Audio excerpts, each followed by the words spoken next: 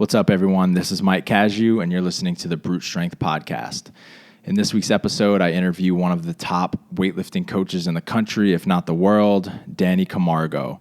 Most people know Coach Camargo as the coach of the phenom Mattie Rogers, but he's also coached 13 other athletes to the international level, which makes him one of the most successful weightlifting coaches in American history.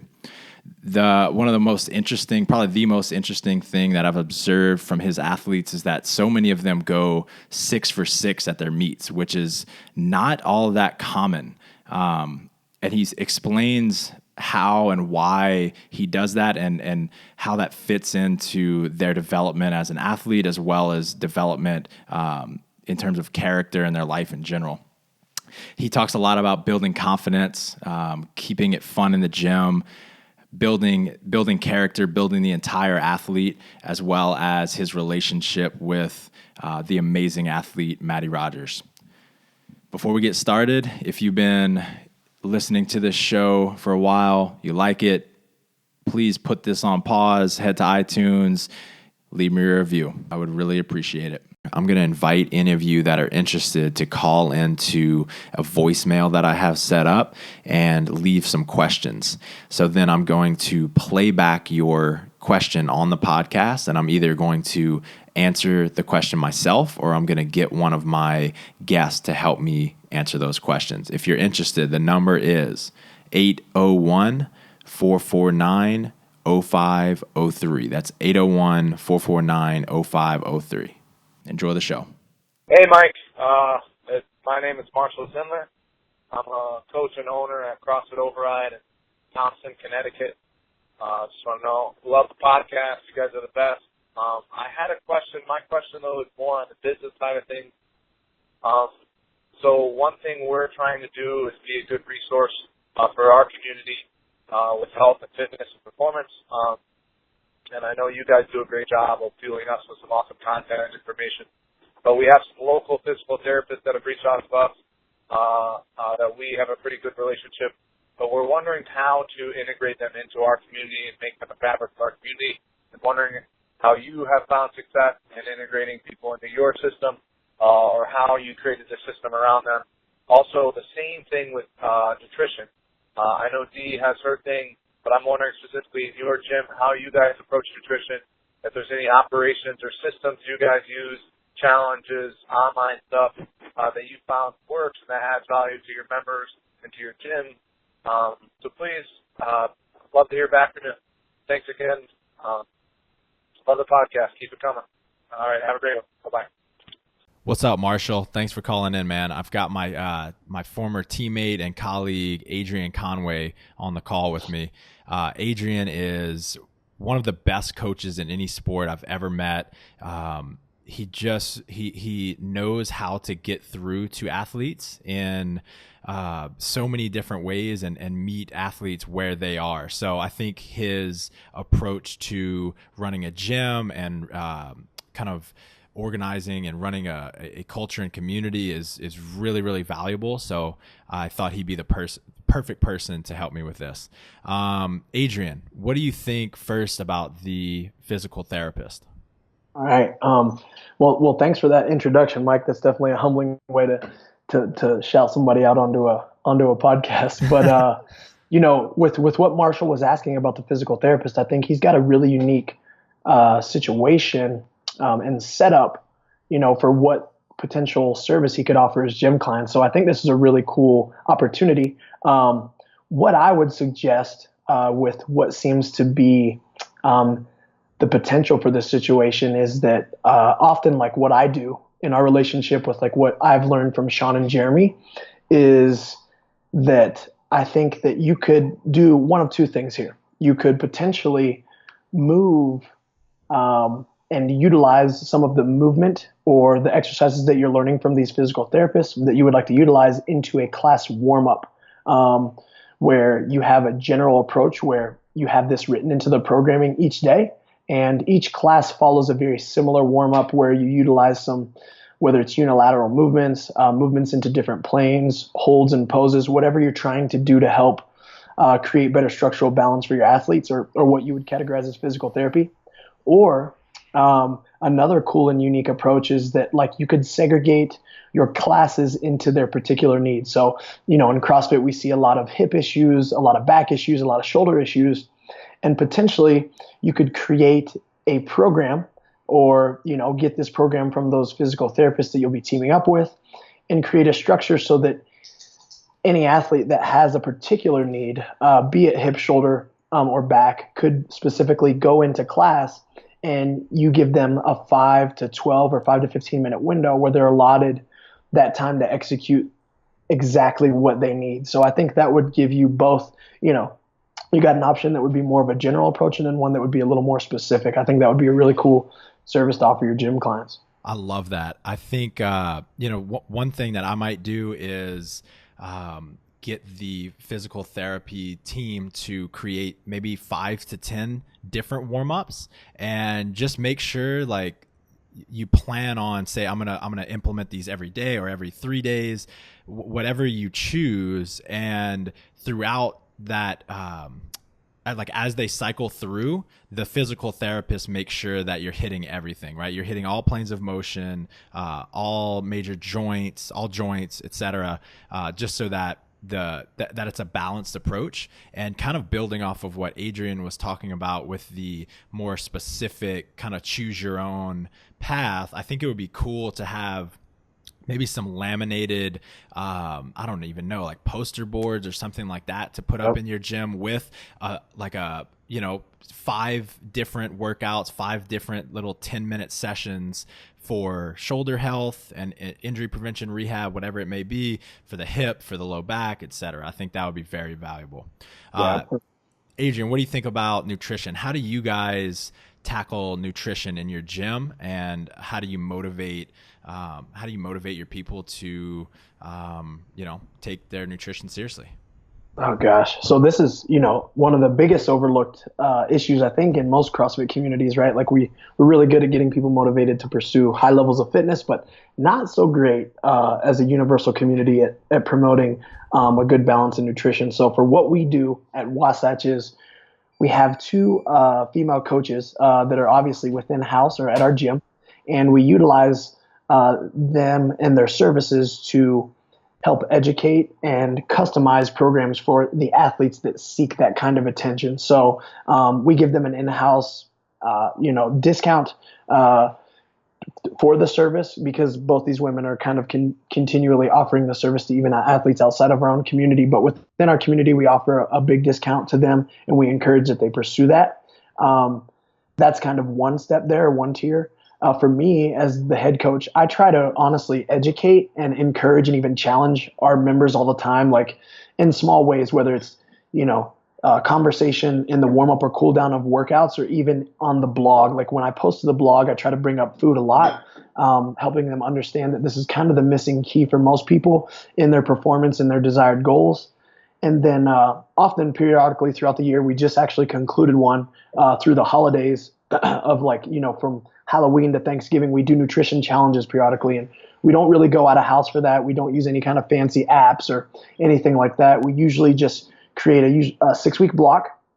One of our coaches is very passionate about kind of overseeing the process, and what we do is charge a small entry fee, whether it be $10, $15, sometimes $20, and the athletes go for 6 weeks. We do a kickoff party. They have an option to choose from paleo to zone to even a customized macronutrient plan that they can execute.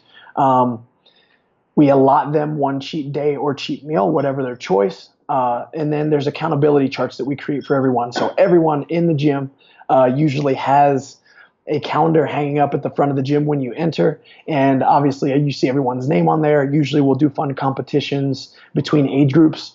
This year we split the gym and we did like a 35 and below age group and a 35 and above age group, and they competed for accountability and prizes.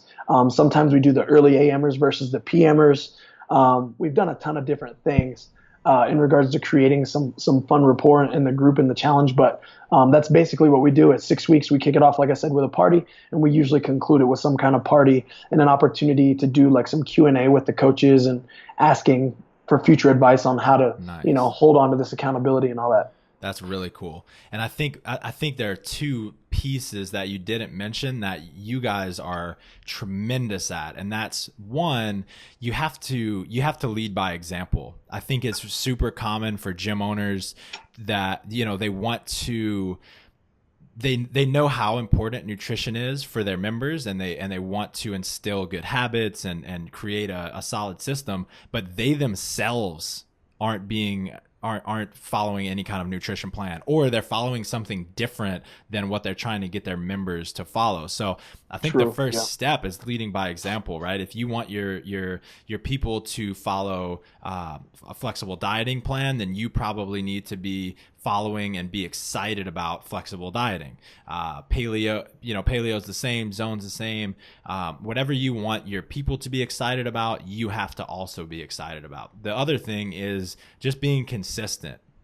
I think people go through phases, and this is kind of natural, just to go through phases of being super excited and then kind of getting bored with the mundane or the repetitive type stuff. But it's not necessarily repetitive for your members, right? This might be the first time they're doing one of these challenges, or they might be new to the gym. So you have to treat every challenge or whatever you're doing with nutrition as if it's the first time someone's seeing it, and you have to be excited about it consistently. If not, then you can't expect your members to be excited about it or to really fully buy into any kind of thing you're trying to implement into your gym. I completely agree. Word. Appreciate it, Adrian. Hope that helps, Marshall. What's up, everyone? This is Mike Cazu. I am here with senior international coach Daniel Camargo. Daniel, I know you're super busy. Thanks for making time for this, man. Absolutely. I love talking about the barbell, man. So thank you for having me. Hell yeah. So let's clear this up. You were a level 5 USAW coach, one of the very few level 5 coaches for about 10 years. Why did they take that away from you? Well, I've been asked this before. I can't say that they quite took anything away. I think they just reclassified. It's new names, titles, and responsibilities, and meaning is the exact same.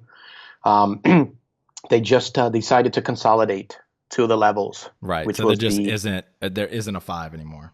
There isn't a 5. It doesn't go up to 5. It goes up to 4. Yep. What they did was they combined basically the 4 and 3, and they kind of made that the 3, and just kind of just moved the level 5 down a bit. And so the title is the same. So you said it correctly, a senior international coach, which took me about 14 years to get.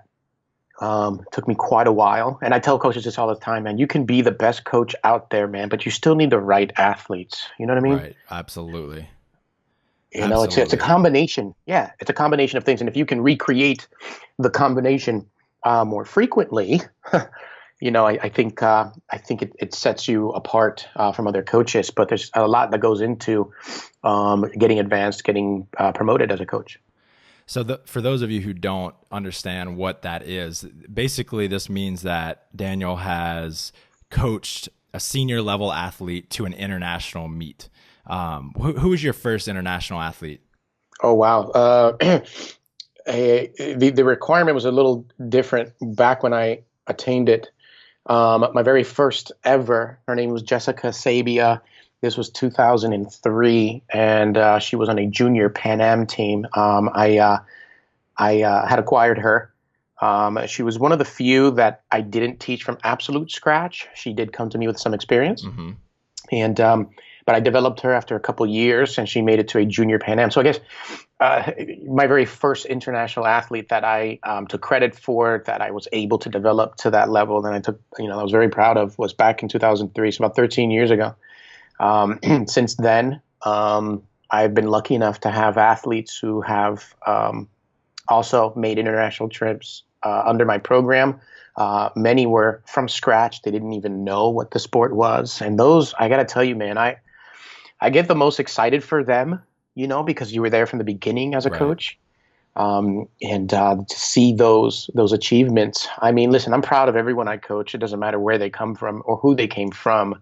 But, when you have those that you taught them everything, and I've been lucky enough to have a few, it's a higher sense of, pride. I'm sure. But my program has produced 14 total from all levels, No shit. juniors, youth, and now senior level international meets with Mattie Rogers. That's incredible, man. It seemed I've watched a few athletes come up under Matt Bruce throughout the years, throughout the last 5 or 6 years, and it seems almost like being an older brother to some, or almost a parent to some, right? The ones that start and continue with you. Yeah, man. I love Matt Bruce too, man. He's got a lot of experience. Man, he's producing some strong dudes. Yeah. But you see it from the outside. I mean, you can kind of tell there's just a little bit more history there. And look, they don't always stay with you. Sometimes they move on and they move to other coaches, and that's fine, man. I think it's the athlete's choice. Don't choose the athletes. It's the other way around. Right. Sometimes it's not a great fit. Sometimes it's a great fit. It is a great fit. My coaching style isn't for absolutely everyone, but for those who it is, I think we do well together. I love it, man. So we definitely want to get more into the coaching in a little bit. But I want to start off. It seems like your gym is just a ton of fun. I'm always seeing videos of Mattie just dancing around. Everybody's messing around in there, which is really refreshing, because a lot of weightlifting, I would say the vast majority of weightlifting videos or topics are very vanilla, right? Here's a snatch, here's a clean and jerk, here I am doing a set of 3 front squats. And a lot of old school coaches, they really promote that and encourage that kind of like stoicism, if you will. So I'm wondering, is this something that you encourage, or just something that's kind of organically happened? Yeah. And to piggyback on your comments of how you tend to see posts of people like, here's a snatch, here's a clean, here's a PR, here's a squat, this is how I felt today. Rarely do you see people post misses, which is really cool. It's funny, man, because we're human, we do miss, right? And if you're following someone, it's good to see kind of their journey and their process. So, I mean, I don't know. I guess I tend to try to deliver a vibe, an energy in the gym, and I'm human and I'm not always successful. I mean, sometimes I'm tired too. But I do my best to do that, especially with the youth. At that level, I try to remove the seriousness as much as possible, because it will naturally have moments where it will be serious on its own, and I don't have to push that. It will just be, so in and around that, I try to have fun. And then that carries over as they get older and they pass that kind of energy down to the new people who show up. That coaching style for me comes from Dragomir Jerusalem. He was the national coach at the Olympic Training Center back when I was a resident there. And a lot of my style comes from him, and I attribute that to him. Whereas a lot of my philosophies comes from my first coach who started me off, my developmental coach. So I get a little bit from both, but I believe and have believed for the longest time that the athletes are a reflection of the coaching staff, both in and out of the gym. If I'm a jerk, they're going to be jerks. You know what I mean? Absolutely. And that goes for everything, If I'm pessimistic, they'll be the same. Much like parenting, you made that analogy with Matt Bruce and being a big brother, right? Coaching, there's part parenting in that. And so, I try my best, to conduct myself. I always try my best to do and say the right things, no matter what the challenge may be. And then I'm always, trying my best to deliver a certain kind of energy in the gym where everyone cheers for each other. If you have a bad day, I'm sorry, but you have teammates that would probably appreciate your support, as you would if it was you with the bad day, And so I kind of promote that, there's kind of like how would you say, values, right? My program has certain values. Absolutely. And so you see that, and if that's your impression from posts from all my athletes, then I'm glad I'm on the right track, because that's pretty accurate to the way we are. I kind of motivate through relationships rather than motivate through fear. And it seems to work for me. Again, my style's not for everybody, but it works for me. Now on max out days, man, it's not really so much fun and games. It's pretty amped. It's pretty intense and positive, but it does have a huge amount of pressure on max out days. And sometimes there are days that aren't meant to be, but it's heavy enough where I just start telling people, go up, and they get fired up because coach says so. And it turns into a max out day impromptu, and it's pretty live in here, but everyone does respect one another. They're silent when they need to be. They cheer when they need to be. Man, that is such a phenomenal lesson that your athletes are a reflection of you, which really is the truth about any kind of leader and follower relationship, right? That's right. Phenomenal. Yeah, thank you, and I mean that. I mean, so if I do the right thing, I'm hoping that they do it too. So I'll conclude with this. My athletes know that I hate getting poor reports about them from other coaches. Whether it's a tournament, whether it's a camp, whether they're just visiting, I don't know. If I were to get a phone call or get approached by a coach who says, hey, just so you know, your athlete such and so was rude or did this or did that, I don't tolerate it. It really upsets me, man. And I will approach the athlete. It'll be me and that person. It's just serious for me. It's very important to me. But they also love when I hear great reports. So when I have coaches say, just so you know, your athletes were so accommodating, they were super friendly, or they were sharing the barbell at this, busy competition, and they were very welcoming, or whatever it might be, man. I love that, and I will approach the athlete in the same way and thank them. That's awesome, man. So as a coach, why is that important for you to kind of to teach the whole person? And as an athlete, maybe listening to this, why is it important to care about those kinds of things? Because these days, more so than ever before, which has always been my philosophy, I think who they are in the gym, who they are outside of the gym, is just put on blast, man. It's social media. Everyone knows everything about everyone else because they put it out there. And there is much more to be gained than just a PR or gold medals, sponsorships, donations, support, followers. I think for me, it's important. And listen, and to the listeners out there, you're listening to a coach who happens to have, luckily enough, to have athletes in all range of age divisions. I have masters too. I have adults. I've got 40-year-olds, 50-year-olds in here. But predominantly, my career has been around the youth and junior level. So it's like you don't have a choice but to address character issues when they're young.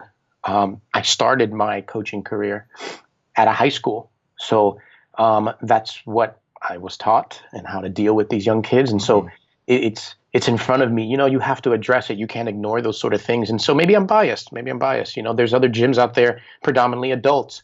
And so maybe character attention isn't really something the coach even cares about. They're grown. Let them figure it out. They know what's right or wrong. But in my gym, it's not quite like that. I do have a lot of young people. So it's important right now these days, more so than ever, because it could cost them if not. Right. I think it's interesting, and it speaks a lot to your character that really everybody does have a choice, right? But it sounds like for you, it's a non-negotiable that you have to give attention to these people's character, which I think is amazing, because at the end of the day, how many of them are going to make international teams? How many of them are going to get paid to do this as a career, right? Very, very, very few. So if they're going to spend so much of their life doing this one thing, and you're not making the most out of that, right? You're not coaching them on that kind of thing. You might be squandering your time. Right. Yeah. And if I can add a little bit more to it, I'll also say that you're right. Very few. The percentage of elite that goes to any program is very small. But for those who don't make it, in the process that you're with them every day, and they're with each other every day, and they're training their butts off to go as far as they could possibly go, no matter what that level might be, it still helps with camaraderie. It helps with my rapport. It also helps with morale. And when you have a good vibe, man, when you got a good energy, if you're happy to be in that gym, you will do better, man. Happier athletes make better athletes. I know from experience, I was blessed to have been an elite lifter at one point. And there were times where I was miserable, man, and the weights weren't there because of it. But man, I got happier for whatever. Maybe it was things outside the gym. But if I was just in a good aura, a good vibe, a good sense, a good place within myself, it reflected in my performances. And why not want that? I mean, plenty of people out there right now can tell you they go to the gym because that's their getaway. They go to their gym because that's the place throughout their day that makes them the happiest. Well, man, you don't want to go to that place and be miserable, you know? So, you know, if I can build morale in a gym and not have interpersonal relationship problems and people catty and arguing against each other and whatever, and it becomes a toxic environment, if I can avoid that, I will. That is such a great lesson, man. I love that. That's something that I wholeheartely believe in. In fact, I think a lot of those things are kind of the probably the most important, right? Those are the things that affect everything in our life, and if we can get a handle on those, then we really get into the driver's seat in terms of like the success that we experience. I love that. So I want to, you already mentioned a couple of your former coaches, and before we started, we were talking about your coach, Bill McDaniel. A few months ago, I saw a post that you were commemorating him passing away in 2002, I think it was. Yes. In 2002. So first, can you just explain a little bit about your relationship with Coach McDaniel, and what you learned from him? Thank you. Yeah, man. I love talking about him because he means always meant so much to me, and I was too young to say it, you know, or too young to realize it. He didn't have to pass before I started realizing, and I definitely started realizing it as he got, you know, sicker and sicker, and ultimately passed away. But he's the one who started it off for me, man. I was 12 years old when I came into contact with him, and I wasn't there being the local high school weightlifting gym. I didn't know the first thing about Olympic lifting. I was just there to get muscles, you know. And he happened to be a dean at the school, and he was present as I had begun to visit the school. My older brother was a starting linebacker, and encouraged me to start lifting. And so I was just doing the basic bench press curls. I mean, you know, everything that we start off learning. And he kind of recruited me. He saw me moving around, and maybe because it was my youth, or maybe I did a few movements that he identified. I couldn't tell you what they may have been, but he pulled me aside and started asking me what I know about weightlifting and encouraged me to do it. And he kind of brainwashed me because he says, "This will make you good for football." Right. And I'm like, "Ooh, football. Yeah, sounds great." Man, he taught me the snatch the very first day. I did not learn the clean first. It was the snatch first. Funny enough, to this day, when I teach someone, I also teach them snatch first.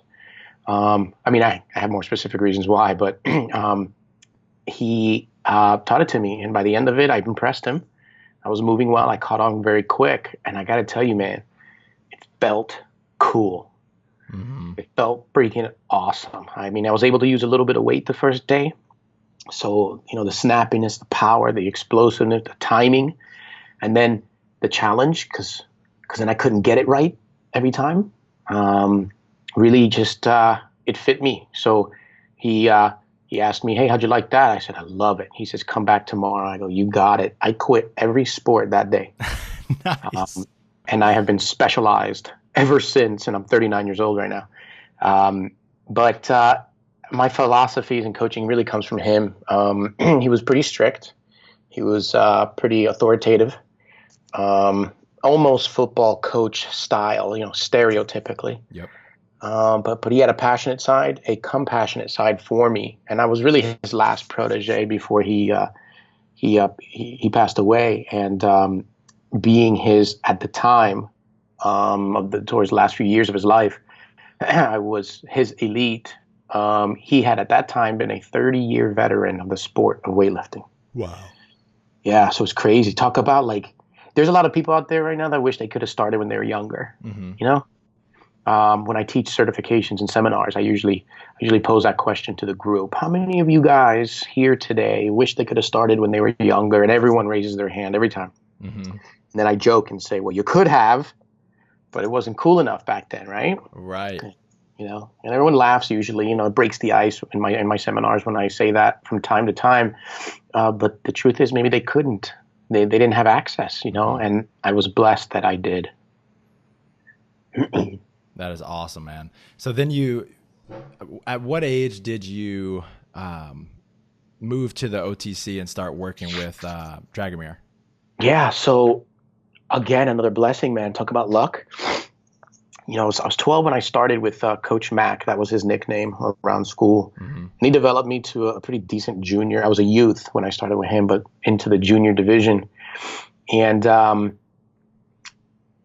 the time I began, in order to live at the Olympic Training Center, you had to be 18, graduated high school, or an adult, right? Mm-hmm.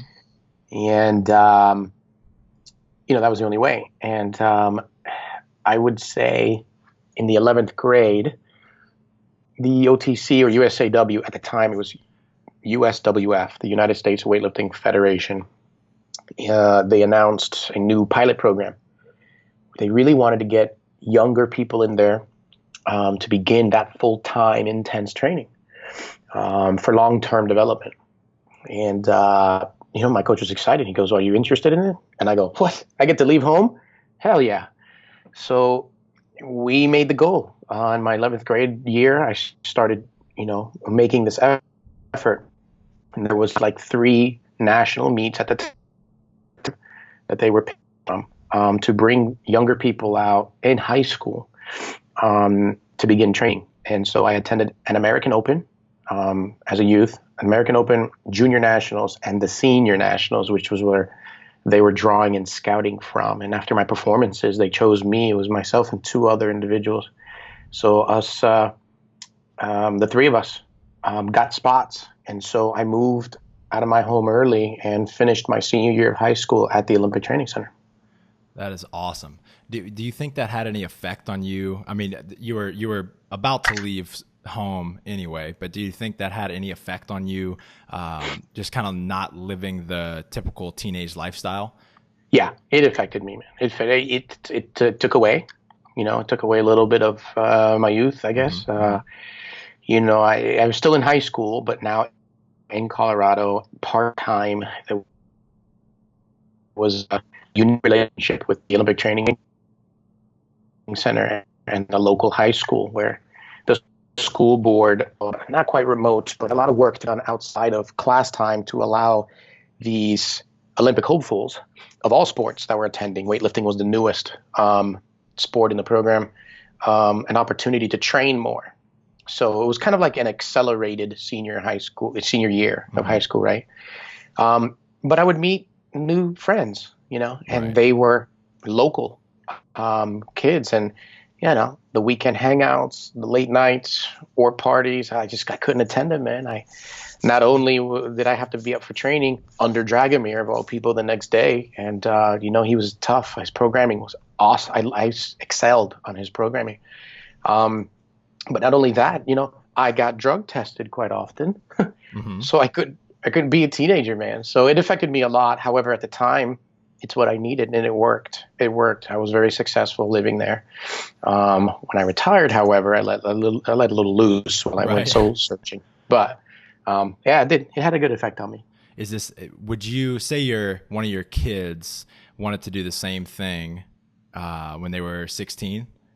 Is that something that you would support? Absolutely. Go do it. I'd kick him out. I would send him away, man. Absolutely, because of what it did for me, as a person. Mm-hmm. And there was a lot of pain involved. I mean, mentally, because you got to be up every day, and you got to be on time every day, and you got to train so much, and you are constantly making sure your body weight is on, and you got to constantly be at another competition, and at that level, you didn't do competitions for fun anymore. Mm-hmm. Those days were over. You did competitions because something was on the line. It meant something further. Mm-hmm. So I had no choice really but to really commit. But also physically, you were in this constant state of inflammation. like beat up all the time. Yep. So it was extremely, extremely tough, but I just think it taught me a whole lot. Yeah. My own children, if they want to do something like this, I would let them go. Absolutely. Hell yeah. So you use the term, athletes come first. I think I saw that in that post you made about Coach McDaniel. What does that mean to you, and what does that look like in your life today?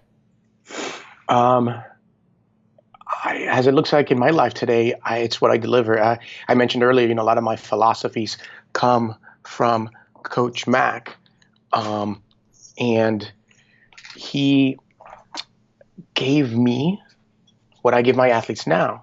I mean, you asked, what does it look like now? I don't know. It's almost like it's the only way I know how to coach. It's the only way I know how to be and treat my athletes. And also, I think I'm paying it back because it's how I was treated. So I witnessed Coach Mac a lot, sacrifice himself, sometimes his health. We would go away on trips. He would sleep on the floor of the hotel room to give me a whole bed. Mm-hmm. And those sort of things. Sometimes, I don't know, meals, as simple as just meals running around and I need a meal. He'd make sure I had mine before, himself. And when it came to competition, my preparation, things that I needed done, I would see him say, what did you need? And I said, I might need this, I might need that. And he would make sure he got it done for me, almost like a servant, mm-hmm. And, at the time, there was parts of me that felt bad, but at the same time, I'm like, well, that's what a coach is supposed to do. So I was a little spoiled, honestly, by him. And then when I went to the level at the OTC, it was kind of similar. There were certain things, a lot was taken care of for us, but it was a little bit of a far more strict program, right? And it was a little tougher of a program because it's scholarship, so they paid for everything for you, right? But still, the culture of weightlifting, being an Olympic sport, there's a lot that the coach does. Like, biggest example I got is at a tournament, the athletes in the back warm-up area are not the ones loading their own barbell warming up. The coach will struggle to get the bar loaded. Right. Athlete just takes a lift and sits down, small things like that. So when it came time for me to coach, it was absolutely automatic. That is awesome. And I think that has a, like you were saying earlier, like your relationship with your athletes is so deep. I think that's just another level that shows how much you care about them and builds that trust. Thank you. Absolutely. Yeah, thank you. And that is true. It's accurate. And it's, I do pride myself, on it. It's not always appreciated like it should be, but neither are parents, right? Absolutely. Yep. So you've been in the coaching game for many, many years. What are the biggest things that have changed in your coaching from a technical standpoint? Ooh, I guess broadly I could say what's changed is that I will allow certain technical aspects that were considered flaws in my day. I let them ride now and realize that it can be adjusted and worked around. I'll give you an example. Early arm bend. Okay. Mm-hmm. Early arm bend. Yeah, I think I've heard you talk about this one. Keep going. Yeah. And, a lot of my peers who were athletes when I was an athlete probably cringe at this. Not all of them, because I think they're kind of conforming, but early arm bend. That's why I keep promoting it, because I feel like I can't believe how I look at this differently now. Historically, traditionally, early arm bend, any form, can't happen. Don't do it. It's wrong. You have to have straight arms from ground into your second pull. Any deviation, and it is wrong. And I'm telling you, this is what was taught. It's what I was taught. And I think now there may have been a lot of victims in the past that could have gotten away with it, but were forced not to have any form. But, now these days I look at it different and I say, okay, wait a minute. So early arm bend isn't preferred. It's not ideal, but it is not bad in all cases. Mm-hmm. And it could be workaround. And I think if you can work around it, you now have an athlete who kind of naturally did it. You're working with what comes natural to the athlete. And I'm a big believer that comfort outweighs textbook every time. And I think that comfort leads into confidence. So you got to be fluid. You got to be flexible in that. So that's my example. No, I love that. So at which point, so obviously you see a young athlete with an early arm bend, I'm sure you're going to give them some drills to help them work on that. So at what point do you say, okay, we've tried everything. I'm going to, build this athlete up and we're going to, work around that. Yeah. So I teach day one straight arm again, because that's what's going to be, ideal. Right. But and I hope that they do not develop the early arm bend. Okay. So when they do, or in the instances that they do, right, now they're doing it. The point at which I address it or let it ride is based on one thing: what happens to the early arm bend when it begins. Whether it's immediately off the ground, which I really, really don't like, or it occurs as the lifter's going into that power position at the hips. When I see it, I eyeball and stare at those elbows. If the elbows remain bent and continue throughout the lift until they're finished with it, and are locked out overhead, or in the case of a clean, they rack it, I don't say anything. I leave it alone. I don't even let them know that they're doing it. Because I consider that constant tension. Mm-hmm. It's bent, right? But as long as the arm is under constant tension, like I just think you're wasting time trying to address it. What's the difference at that point, right? Exactly. And most people develop early arm bend because they're trying to create the very thing the power position is supposed to do for them, which is acceleration. All right, but that's when I let it ride. The time that I step in and say, hey, intervention, we have to fix this, is if after early arm bend, I'm eyeballing it to see what happens, and at some point they lose it. They straighten the arms out a little bit and then rebend a second time to finish what they started. That's an interruption. That's not constant tension anymore. It's a deceleration, and now that's working against the athlete, and it will catch up to them at the heavier lifts. So that's a difference for me. No, that's very interesting. How about from a leadership standpoint? Has anything changed in the way that you used to coach to how you coach now? Not a whole lot. I think case by case, problems that occur, I think are the only thing that I change. I mean, I've always felt, like I stated at the beginning, athletes are a reflection of me and my program, right, and the values that I create, that the coaching staff creates from the top down. So that hasn't changed one bit. I always prefer my athletes at every level, at any level they attain, to act right, be humble. Remember that they weren't always an elite. Don't forget where you came from, that sort of thing. Mm-hmm. So that hasn't changed. I think what has changed, though, is that I realize not everything needs to be addressed. Not everything needs to have a meeting over it. Not everything needs my mediation, Again, I'm biased because I'm coming from a high school, junior, youth athlete predominant program. Even with adults, though, man, athletes are athletes. I think what has changed is I think I pick and choose my battles way better than I used to. When I began, I felt that I was the answer to everybody and everything. Right. So I used to get in the middle of a lot of things that only caused me stress and ultimately got worked out without me anyway. Mm-hmm. So that'll be definitely the biggest change, if anything at all. Gotcha. So I've heard from a lot of people that you're a really good motivator, and you've already talked to quite a bit about how you might do that. But I'm specifically curious if what do you do if someone either comes to you and they say, coach, I'm having trouble staying motivated, or you just observe it. What do you do with that kind of athlete?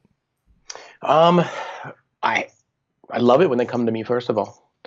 I mean, not like I couldn't already tell by their mood and their performance. I mean, look, I've actually had people unmotivated and still hit PRs. Mm-hmm. So overtraining or lack of motivation comes in different forms, Um, and so when they come to me, I appreciate them and I thank them for doing so, and I promise them I will help them get through it. Can't promise them I'll fix it, but if they just know that you're in their corner, man, that's just really a huge thing. And maybe we can get into a little bit more if there's time. But psychology plays a huge role in what we do, especially with your confidence on the barbell at competitions, not freaking out, being focused and still being able to produce lifts in the clutch, mindset, focus, awareness, mental strength is really important into weightlifting. But when I have athletes that are unmotivated, the very first thing we try to do is try to figure out why. The second thing is make a change, man. You have to make a change. And does that mean they have to stop lifting for a while? I mean, not every time, but maybe, yeah, maybe sometimes. Take them away for a week, do something else. I'm a big believer that the worst thing you can do is nothing at all. So let them do some Metcons, change it up a little bit, restructure the programs that are doing only their favorite lifts. What do I care? I mean, you're not going to produce a good athlete who's unmotivated, even if there's a competition coming up. So you might as well make a change and at least get them thinking and feeling better. Because then, so what? They haven't had a great cycle. They're at least happier, man. They're a little bit more motivated at the time of the competition, and at the time when it matters, their mindset is correct. They may be able to do more than what their body was capable, given the lack of solid, consistent training. Right, mind over body, I guess. Right. So that's the two main things I do. Let's find out why and what changes can we make, whether that means leaving the gym or changing what you do in the gym. But certainly pushing through lack of motivation has never really worked for me. That's a great answer. And, that's the only way that they're going to be able to stick to the sport anyway, right? If they go too long with that lack of motivation, then that's when the excuses start. And before long, you don't see them anymore. Yeah. Yeah. And then they leave. They may blame the sport or say, I don't want to do this. And all along, it could have been avoided. And it's funny you just say that, man, and that I'm commenting, because that is the exact reason I retired as an athlete. Wow. I was burned out. I was burned out, man. So you mentioned the psychological component, and again, that's like I said earlier, my belief is that this is the most important aspect of sport, most important aspect of success in general. So I'm curious, what specific ways do you teach mindset, whether it be in a very general way or like kind of formal things that you give your athletes? That's good, because I'm proud to say I'm one of the things, and I can say proudly, is I do spend time on mental strength. My athletes don't always know it, though. Right. There are times where I do, I might sit down and give them some tips to focusing. But how I work with their mental strength in training and for competition, a lot of times they don't quite know that's what I'm doing and that's my purpose, but it works. And I try to enlighten them, shift the perspective of their view of the bar, their response to the bar. My biggest example is on a heavy lift. I can identify and I can see when I have an athlete who is mistaking a struggle for a failure. Right. Maybe they're new, or maybe they're intermediate. They've been at it for a while, but for whatever reason, they are in the middle of a struggle, be it a squat, a clean, a snatch, and they're in a moment that I can see requires a huge effort. The struggle is immense for that athlete, no matter what the weight is, and they bail. I can tell the difference. When you see thousands and thousands of reps, man, I mean, you just know. Absolutely. And so I say, okay, that's someone I need to talk to. So I'll approach them. And so I say things like, look, when you were lifting that, you felt like this, correct? And a lot of times they're like, oh my gosh, how did he know? So it really makes you look cool, man. Yeah. Really, it's just that you've done it, really, and it's funny. Listen, the art of coaching, sometimes the art of BSing, you know what I mean? Mm-hmm. But anyway, so, I tell them, look, you probably felt this way at that moment, and you probably thought this, and they'll say, yeah, that's exactly it. And then I say, well, listen, it's supposed to. It's weightlifting, man. Right. It's going to be heavy. Or maybe sometimes I'll tell the athlete, because usually it happens on the first pull. They pick up the barbell and they freak out because it's a heavy weight and they get distracted by that. And so I'll say, listen, on this next weight that you're about to do, anticipate it feeling slow. All right. Now, let me hold right there, because you probably have some listeners that are going like, what? I'm not saying I look at the athlete and say, hey, hit this PR, but guess what? It's going to be real heavy. I mean, I am saying that, right? I don't want to discourage them, but it's almost like preparing them what to expect. Right.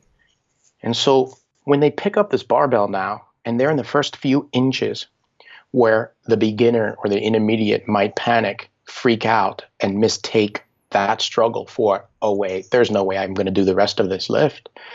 Instead, maybe I can convince them to think, okay, wait, coach said it's supposed to feel this way. So it's not foreign, man. And so they say, this is all right. It's not a bad thing. If they can commit then past that, they're going to end up hitting lifts, man, that they didn't think they could have before. And now what do you have?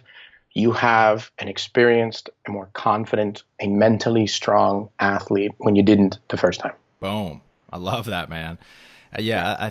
What do you think of this? My belief is that the goal is not always to get rid of fear or get rid of self-doubt or whatever it may be, but to become more, almost prepare yourself for those feelings and to perform at your best with those feelings inside your body. Yeah, accept it, anticipate it, man. Right. I'm with that. I'm glad you just said that. That's a great summary into what I just described. Strength isn't the lack of fear, right? It's knowing what to do in the face of it. Mm-hmm. And I think that's really important. In the sport of weightlifting, when you have this external object, you are trying to move just high enough to get under it. It could be really, really scary. But I'm sure a platform diver experiences that at the beginning. A gymnast trying for their first time, a complex move, man, you gotta accept that fear, get over it, man, because otherwise you will be blocked by it. Yep. All right. I want to talk about Mattie Rogers for a little bit. I'm sure you almost get sick of talking about her. But no, man, I don't get sick about talking about her though, man. But she has aged me this last 18 months. Hell yeah, man. So I know everybody's going to be super pumped to hear about, the whole experience from your perspective. So first off, can you just tell me briefly the story of Mattie walking in your gym? Yeah.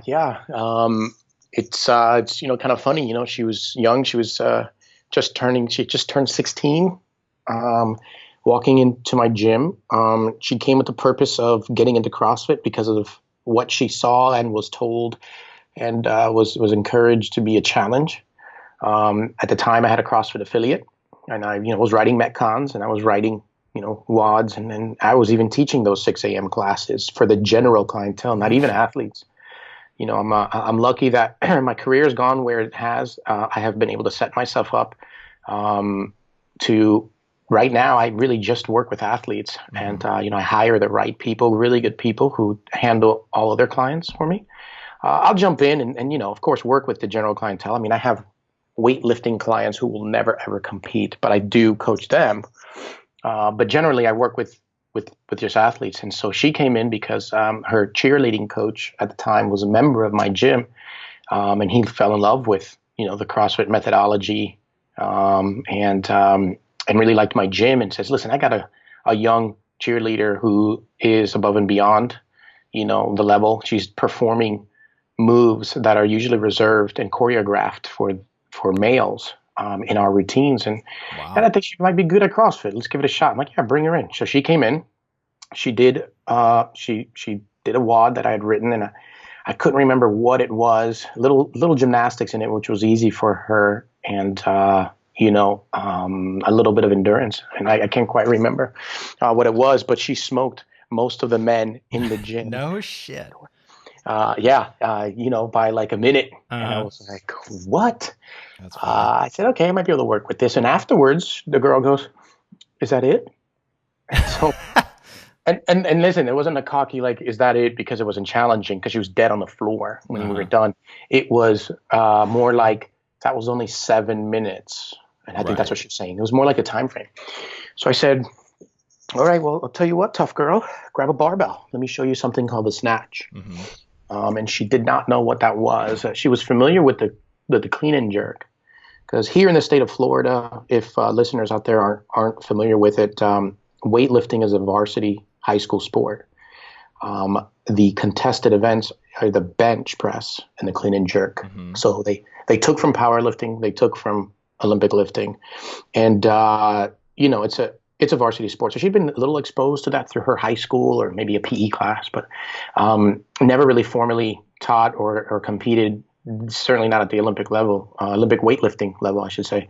So I taught her the snatch, and that first day, man, she just clicked, and she was really positive, and she loved the challenge of the technical aspect of it.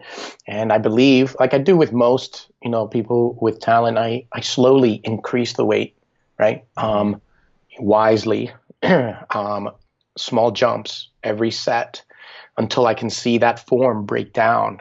And when the form breaks down that very first day, I stop them very conservatively, and I declare that their PR for the time being. Nice. I call it a technical PR. Yep. So that's it. Even though she could do more, and said, hey, can I do more? I said, nope, you're not going to do it safely. But now we have a baseline to work with. And I believe that digit was 115 pounds for a 16-year-old who had no clue what she was doing.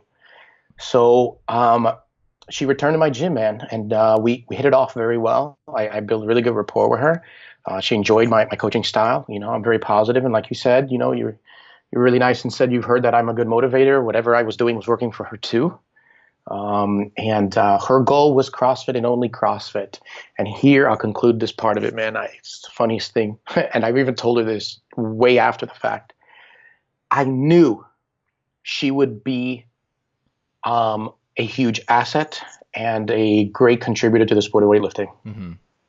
But I couldn't tell her that. And I couldn't push it on her. I mean, maybe I could have, but the only way to do it would to have been a little pushy. So I waited, man. And she says, I want to go to the CrossFit Games. And I'm like, hell yeah. Okay. You want to do that? Then that's going to be our goal. Right. Slipping in some snatches every once in a while. You know what I mean? Yep. Slipping in some accessories.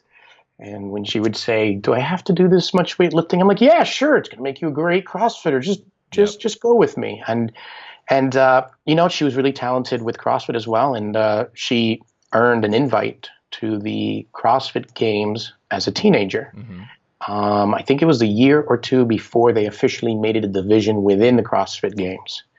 It was referred to as the Varsity Gauntlet back then, but it was selection only. And she got the call. I thought that was great. And there was 3 WODs. It was a one-day thing during the games, and she won it. So you can imagine her motivation for CrossFit when we returned. Yeah. Yep. Right.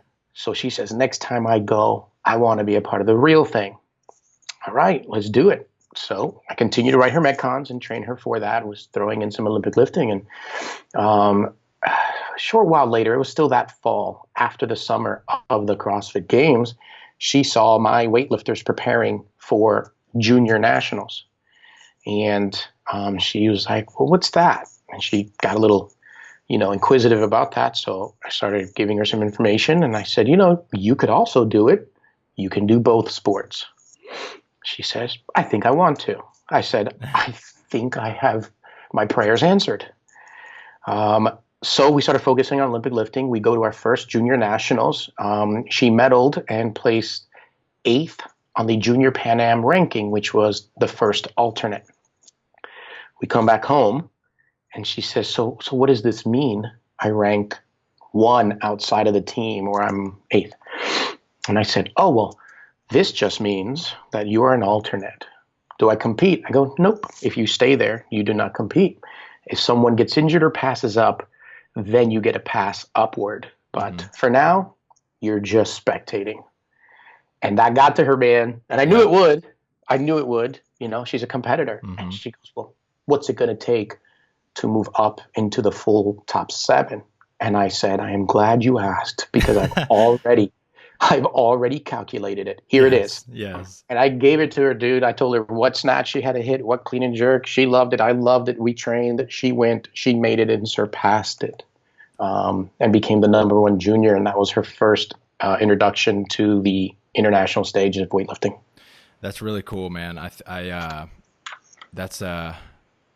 I don't know what the right word is, a mature or just a great leadership move that you made by not trying to influence her too much to get into the sport, because in effect you made it her idea, right? And so her motivation, it's internal rather than her trying to do something for you, for her coach, doing what other people want. So I think that was a clutch move, man.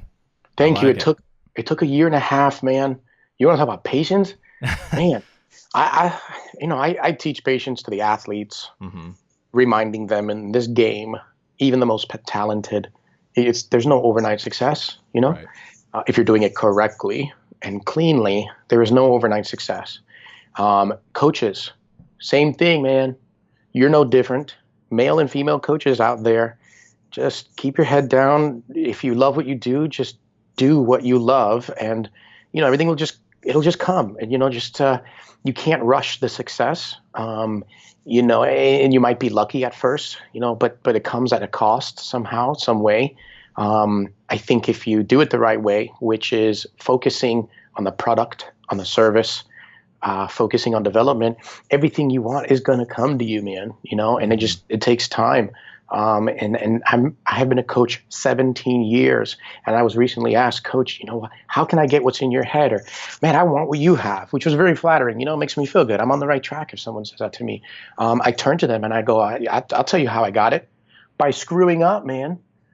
I mean, I got a lot of my mistakes over with, at a young age, at an early age, because I started young. But I've been coaching, long enough that I know every new person that walks in my gym, I look at them, talented or not, and I go, here we go. We're going to start it all over again with this one person, and get them over the years to develop, man. It's a project. Everybody's a project. So it took a lot of patience with Mattie, man, to get her there. But I just knew that I would lose her if I pushed her the wrong way. And look, I may not have ever gotten her or exposed her to get interested in Olympic lifting to this extent. I may not have. She could have continuously gone after CrossFit. And the reason why it was easy to be patient, though, was because what do I care, man? I'm still coaching, and I love what I do. It's what she wanted, not me. And I still found a lot of gratification in coaching her when she was a CrossFitter. That's really cool, man. What's the difference, if any, and what is the same about working with someone of that caliber and everyone else? So, for me to answer that one and say what's similar, is the early stages, the process. I have in my head a starting point with everybody. And there's a lot of different versions based on the talent I have at hand. I might accelerate someone with talent. I might slow down someone who needs more help. But everyone starts somewhere. And so I think what is the same is the intro and the middle phases of everything. What changes, though, as someone is proving themselves to be extremely talented, is that I slowly begin to empower the talented or the elite, letting them call the shots a little bit more. Interesting. You have to. Oh my gosh. Yeah, no, yeah, you have to. I think any coach out there listening who has worked with an elite athlete could say that. I imagine that they would say that. I would expect them to say that. For those who have not yet worked with an elite athlete, it's coming. Your days are coming if you just keep grinding. Remember that is my advice to coaches who I've been lucky enough to mentor. And, I'm really blessed. I've had multiple coaches approach me and ask me to mentor them, and they've shadowed me. And this is kind of something I cover. The better they get, the stronger they get, the more advanced they become. I back away a little. When that occurs does depend on the athlete. They just don't know it really. They have to start calling the shots a little bit more. And the reason why isn't because, they're just so great. They're on a pedestal. Heck no. If you've been listening to my philosophies of how the gym goes, everyone is equal. Everyone gets treated the same. If I had Mattie right now on this podcast, she'll smile, she'll laugh, and she'll say, oh yeah, Danny will yell at me too if I'm out of line. And I do, and she knows it, but that's something different. Performance-wise, athletically speaking, I let them call the shots a little bit more. The reason why is because they have become so aware and in tune with who they are, what their capabilities are, and what triggers their best performances. They kind of know it without you having to say it. Example, I've had several elite in my program over the years, and there's a point where I'm programming them. And I say, Coach, can I change the workout today and work on blocks, maybe? All right. Tell me why before I let you, right? If they say, like the beginners, I don't know, it just looks really cool and I saw it on YouTube. Okay, no, do what I ask you to, please. But the advanced, will say, Coach, can I work in blocks in this example, in this hypothetical situation? And I say, okay, why? Why do you want to do that? Well, because the last time you gave it to me, or I've been thinking lately, when they're home and not shutting down and unplugging in bed the other night, if I worked on blocks at this height, it will help me identify A, B, and C. And I just think that if I can get that feeling, it can transfer better. Okay, advanced people talk like that, man. And if I am their coach, you best believe I'm going to shut up and I'm going to say, then that's what we're doing. They still want me to write it, so I will. Right. And then I watch them. I back away, kind of almost at a certain point, making sure that I don't over-coach, over-cue. Let them figure it out. They will. Proprioception steps in, and they start picking it up. And guess what? Their theory was correct. It worked, and they thank you for it. And so now they're calling the shots. I mean, right now with Mattie Rogers, when we go to compete, we sit down after every weigh-ins before preparing, and she writes down exactly how she wants to warm up, being how many reps per weight, how many times at a weight, how we increase, how many times. Dude, she even writes in there in the middle of it when she wants to have her pee break. No, yeah, nice. Yeah, she has to, man. I mean, she pees a lot, and she's she's amped, she's nervous. Yep. I know that she doesn't appear it, but she's nervous. Good nervous tension, right? Sure. She even writes it in there for me. Now, based on that, it's my guideline, and now I time what she wanted. No, I'm not doing it because she's Mattie Rogers and she's great. No, I do it because it's what clicks for her. We've already tested it. I don't want to write it.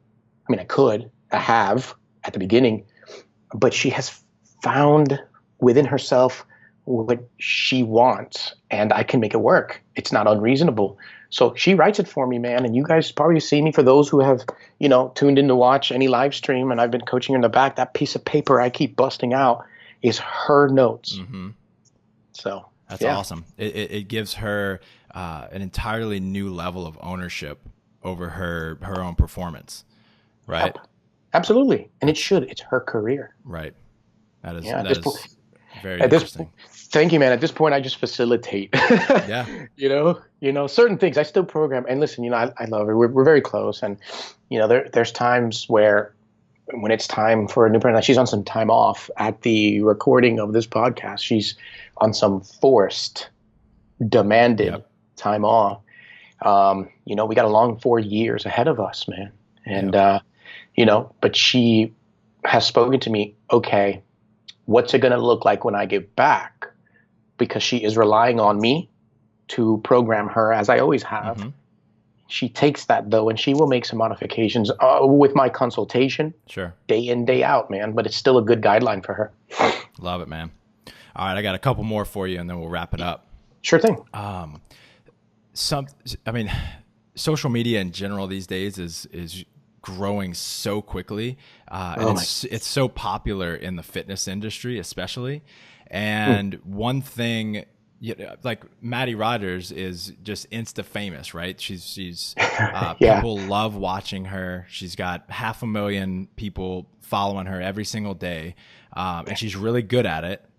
Mm-hmm. I'm wondering if you guys have any kind of rules to prevent, A, distractions during workouts, and B, kind of an unhealthy comparison to others on social media.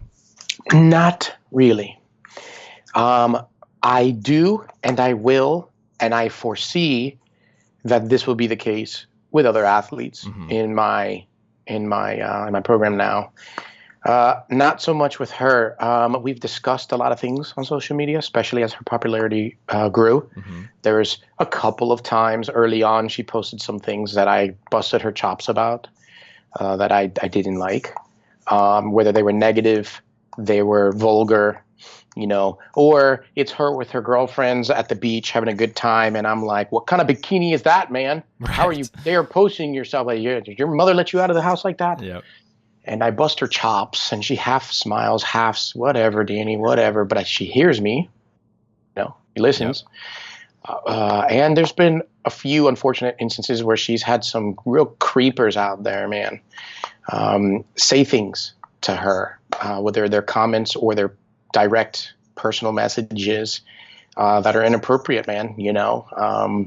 Men especially, that are making just really uncool things to say, man. And I wish that I had the opportunity to see some of these people face to face, because I think I would say something, man. I don't think I can be quiet on something like that. However, she's got a good head on her shoulders, and I don't really have to address it. It has yet to be a distraction for her. Again, I think there's other athletes where, I have to say, and may have to say in the future, listen, can you stay off your Instagram for 6 days leading into this competition, because you're on it and you're paying attention to everyone else. And when you post about yourself, you're listening to all these comments, and some of them are not positive, and they're getting in your head, because this is an individual perhaps who lets that happen. But not Mattie, man. I'll be really honest with you. She will be taking selfies and posting at weigh-ins, and the only reason this coach says nothing is because it has no effect on her whatsoever. In fact, it's probably a healthy distraction, so she doesn't get too nervous. Right.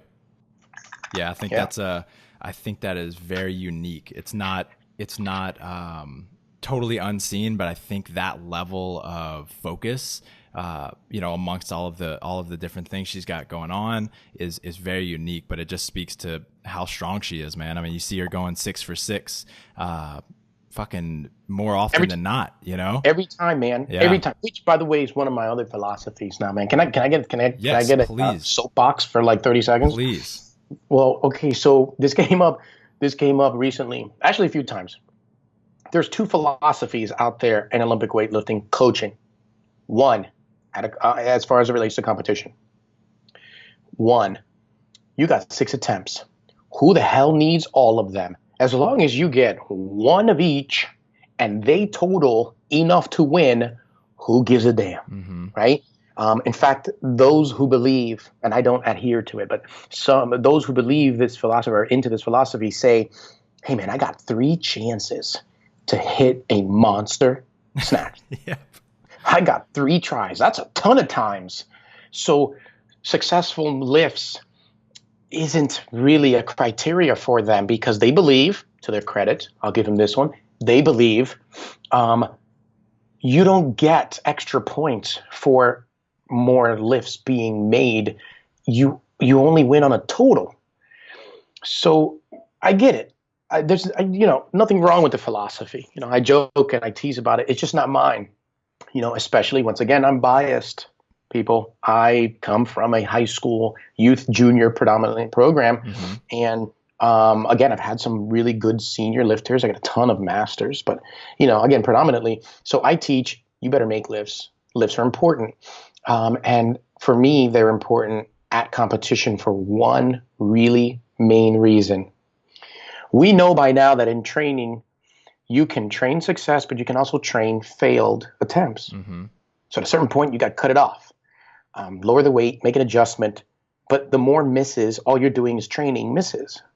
Okay, well, I think the same is true for competition. If you are used to making meets or lifts in competition, if you are accustomed to being successful attempt after attempt in front of the 3 judges on the big platform in a singlet after a weight cut in front of the crowd with the temperature might being different, spotlight on you perhaps, a clock ticking, and everyone silent. If you're used to that environment, that unique environment, and your lifts are autonomous and they're automatic and you are used to it, one day you're going to need it, 3rd attempt, clean and jerk for a medal. And you're going to go out there.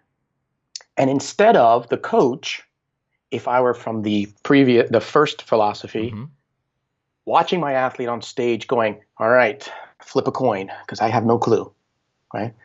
Instead, the athlete would go out there and I might turn to someone next to me and say, watch this. Because they will now be able to perform in the clutch. Yep. I promote. Now, I'm not saying that I go to every meet and all my athletes always perform, but I'm proud to say that I have tracked and recorded data from my juniors, my youth competitions that are local and have little on the line to really high level meets. And overall, I have more successful lifts than failed. I'm not saying my people are winning all the time because I don't. I have plenty of lifters in the C's and D sessions at national meets. And I'm proud of them too, because one day they won't be there. They'll be in higher sessions. But my point is, I promote successful lifts, and I promote it, one, from the way I do it is one, from mental strength that we've already covered, and 2, correct choice of weight on the bar. I am only a risk taker when I need to be. Otherwise, I send all my athletes out on lifts I know they can make, they know they can make. They look sharp, they get confident, and one day they're going to need it. They're going to need it. And so Mattie is a great illustration of that. She's the most popular illustration of that right now. We have had some bad meets, of course. She almost bombed at a Junior Worlds 2 years ago. And she hasn't always been successful, but I believe the reputation she has is she will make lifts. And I believe she posted about that at the end of American Open that just passed and said, this was my 3rd 6 for 6 at a major meet that I've had this year. She didn't even post about what the weights were. It was irrelevant. It was that she was more successful than she was a failure. And dude, what that does for the athlete, man. I mean, this is why I promote that philosophy. Again, and the other tactic is not wrong. It's just a bold, more aggressive approach. Right. I'm more of a conservative coach. Well, you're building their confidence, man. And again, that's another thing that just leaks into every other area of their life. Whether that part is intentional or not, it's building more confident people. I think that's awesome. Thank you. Yeah, thank you. Where can people find out more about you, Danny? My website probably would be the easiest way. It's www.oliconcepts.com. It's not Ollie Concepts. It's Oli Concepts. Gotcha. And but everything's down there. I offer some online programming. I've been very hesitant about that. I do offer a form of remote coaching. I don't actually, I'm not sure if you knew that, I don't offer remote coaching in its traditional sense, where I'm writing programs and seeing videos on someone that I will never meet. Right. I do require some face-to-face floor time. It could be once every 2 months. It doesn't have to be weekly.